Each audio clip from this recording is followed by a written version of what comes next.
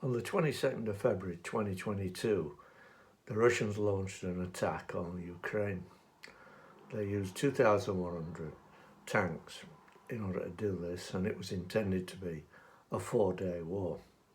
In fact, they'd already made preparations for a triumphal parade down the principal streets of Kiev. Obviously, as we all know, that absolutely didn't happen. But what's interesting is why it didn't happen. It didn't happen because of poor organisation, poor maintenance, and poor morale. So there's the human factor. Meanwhile, in Britain in 2026, we're spending something over £2 billion on tanks. And the suggestion is that tanks are viable as weapons during any war which we might engage in. So I'm going to suggest that this is absolute fantasy, because there are no conceivable wars that Britain could use tanks.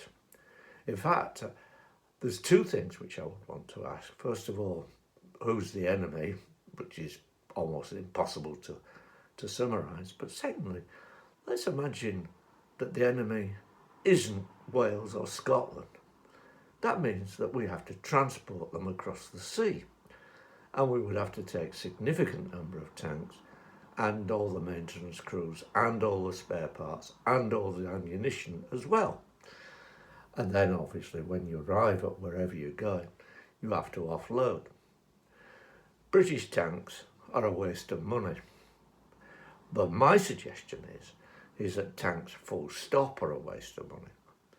Because the current conflict between Ukraine and Russia has demonstrated that tanks are basically coffins. They have been massive, multi-thousand losses of Russian tanks. All their modern tanks have been depleted, and they're now starting to use basically museum pieces. Nonetheless, the British are wedded to the idea of tanks. Why? Because they don't learn. They don't appreciate that war as an activity has pivoted away from the battlefield. Battlefields no longer exist.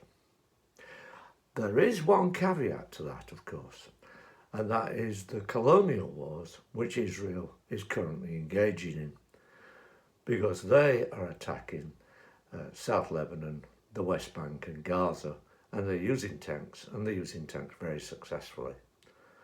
But what's the chances of Britain fighting a quasi-colonial war against an enemy which doesn't have tanks, doesn't have drones, doesn't have missiles, and can't resist? And the answer to that very difficult question is there are none.